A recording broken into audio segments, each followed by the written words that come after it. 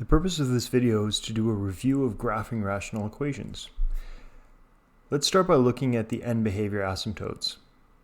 The relationship between the degrees of the numerator and denominator determine the end behavior asymptotes. And so what we mean by end behavior asymptotes, that means we're talking about either horizontal asymptotes or oblique asymptotes.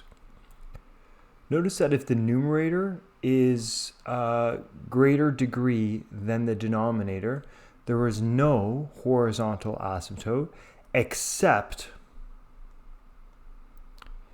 if the numerator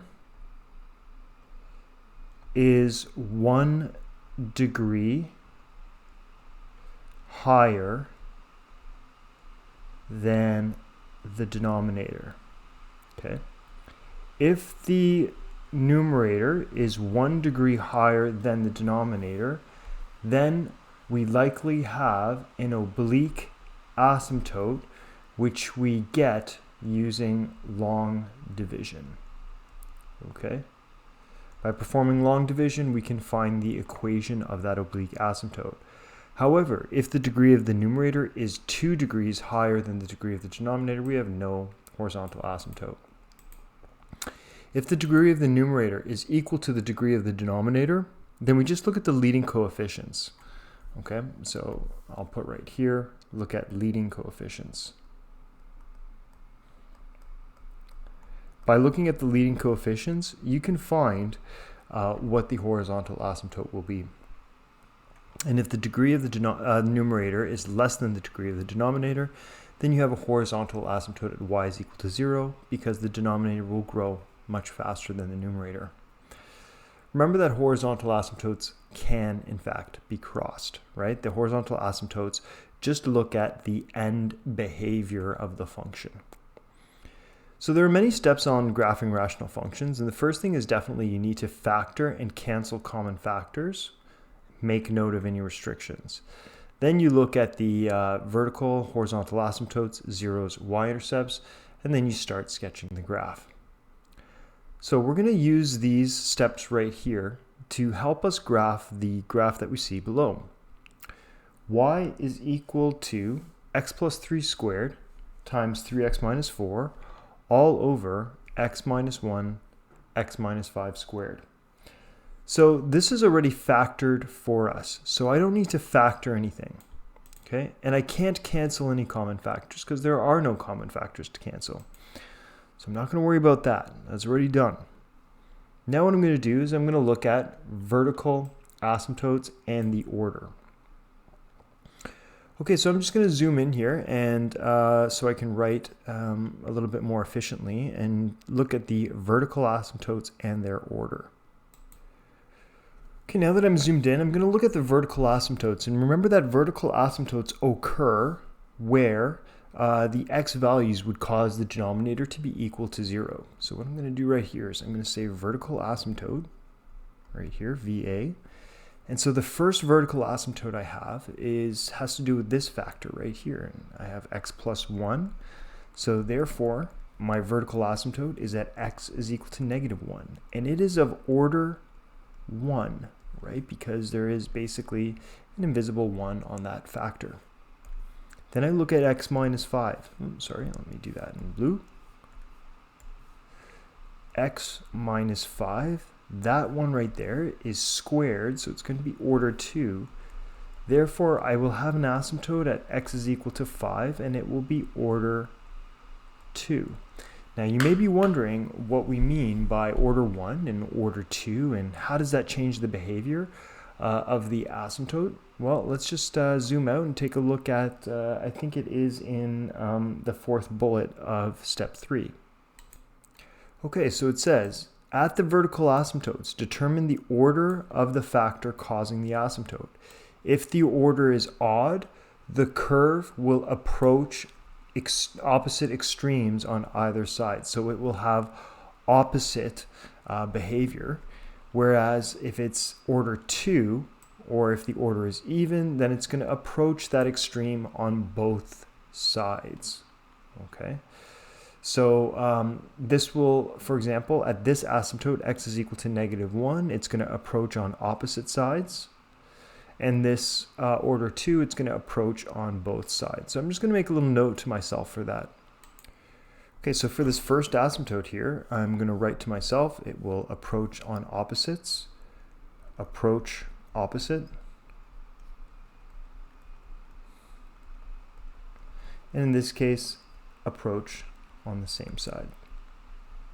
Approach, same. Okay, the next thing that we have to do is take a look at the horizontal asymptotes. And so our end behavior asymptotes, that's what we mean by horizontal asymptotes. So I'm going to write here, horizontal asymptote. And remember, for the horizontal asymptotes, I'm just going to scroll up here. We have to look at the degree of the numerator and compare it with the degree of the denominator, because we have some information here as to how that's going to work. So if I look at the numerator, so I say numerator will be degree, okay, it's going to be degree 3. And denominator, well, it's going to be, we've got an x squared here times x, so it's also going to be degree 3. So if I look at this, if the degree of the numerator is equal to the degree of the denominator, then what I need to do is I just need to look at the leading coefficients, the leading coefficient of the numerator over the leading coefficient of the denominator. And so when I look at the leading coefficient of the numerator, well, when I expand this numerator, my leading coefficient here is going to be 3. So I'm going to have a leading coefficient of 3 over a leading coefficient, well, x squared times x, of 1, right? Those are my leading coefficients. So this graph will approach on extremes 3 over 1, so therefore I have a horizontal asymptote at x is equal to 3, right? Because basically I have like 3x squared plus dot dot dot dot dot over 3x cubed plus dot dot dot plus 1x cubed plus dot dot dot dot. Right, so as I go to extremes, this is basically going to approach y is equal to 3, and that's going to be your horizontal asymptote. Okay, again, when the degrees are the same, we just look at the leading coefficients, as it says right here. We just look at the leading coefficients of the numerator and the leading coefficient of the denominator. Okay, so I have horizontal asymptote at y is equal to 3, and I've got these vertical asymptotes. Okay. The other thing that I'm going to do is I'm going to look at the zeros, right? So the zeros are basically my x-intercepts. Oops, sorry, let me just center that better. Okay, so zeros are at the x-intercepts. And the zeros are basically the values that would cause the numerator to equal to 0. Because when the numerator equals to 0, then the entire function equals to 0, or y is equal to 0. Right?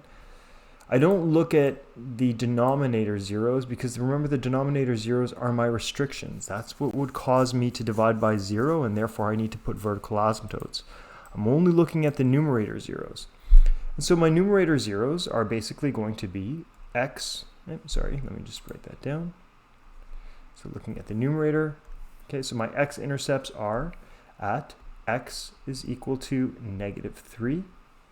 So it's going to hit the x-axis at -3, and x is equal to 4 over 3. Because if I insert 4 over 3 into x over here, then I would get a 0 for that factor. So those are my two zeros. Then I'm going to look at the y-intercept.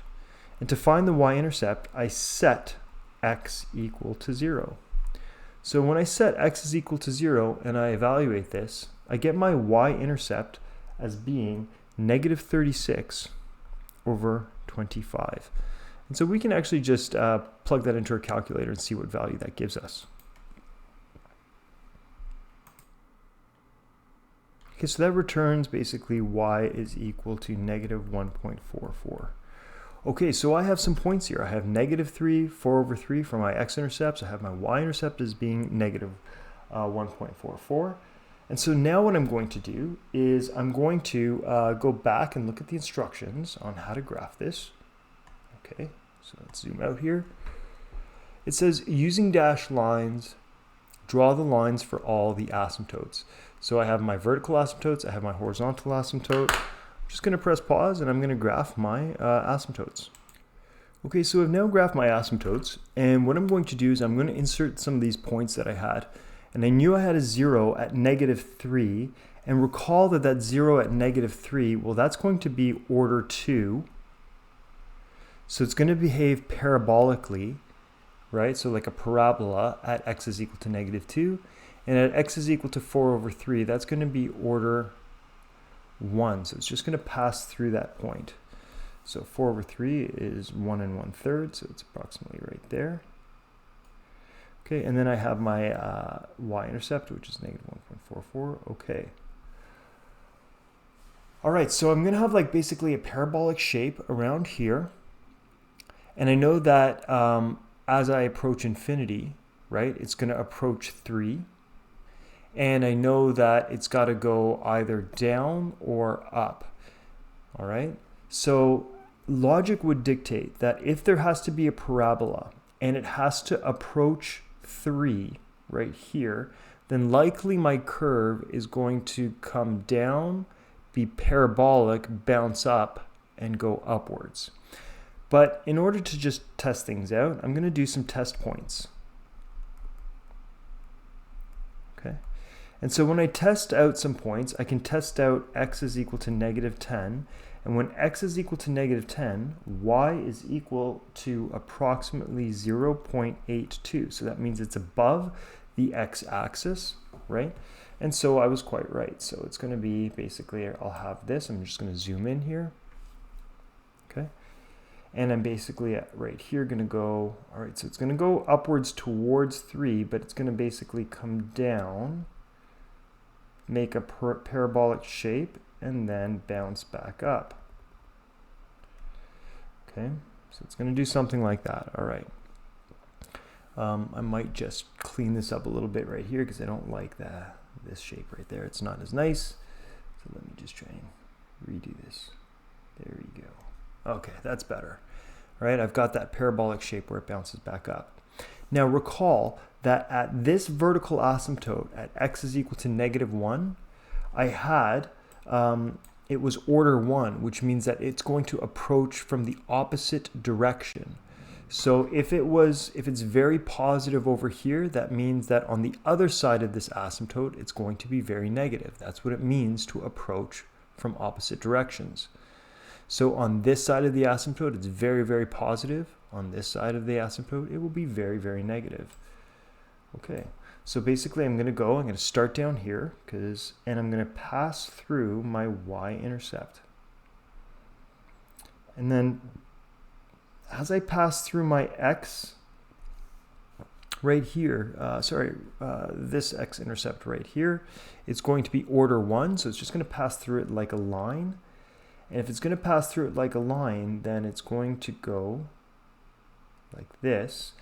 And I have to see now, is it going to go upwards or is it going to curve back down and go negative? So I'll take a test point at x is equal to 4. And when I take a test point at x is equal to 4, I get a y value of 78 approximately. Okay, so that tells me it's going to go like really, really up really far. Okay. Now at this vertical asymptote, I had at x is equal to 5, that vertical asymptote was order 2, so that means it approaches from the same direction. So that means I'm going to draw it both very positive. Okay, and then I just remember that as x approaches positive infinity, okay, so as x approaches positive infinity here, I'm going to go, here, I'll just move this over to the side so you can see what I'm doing a little bit. Okay, great. So I go down here and I go towards 3. Okay, so just to review, we started by, first we started by finding the vertical asymptotes, okay? And we just looked at the denominator here and found what the vertical asymptotes were and their order, because that would tell us the behavior of those vertical asymptotes. The horizontal asymptotes, we just looked at the leading coefficient because they had the same degree. right? And so we looked up here about end behavior asymptotes right here. Okay. And then we found the zeros, and we looked at the behavior around the zeros. Well, at x is equal to -3, that was raised to the power of 2, so it should be a parabolic shape around there. At x is equal to 4/3, it should just be linear. Okay. And then we found the y-intercept. And then we took some test points and just sketched our graph with all the information that we had about the graph from over here. Okay. And then we proceeded to plot the vertical asymptotes, put in the points, and sketch the graph. Okay, on the next point, on the next page here, on page 13, you've got several different practice questions right here. So you can try some of these out to try graphing some of these equations out right here. Okay, some of them are already factored for you. If you take a look at this one, for example, it's not factored for you, so you have to do some factoring. Same thing right here as well, right? Look at 10, the denominator is not factored, so you need to factor the denominator there.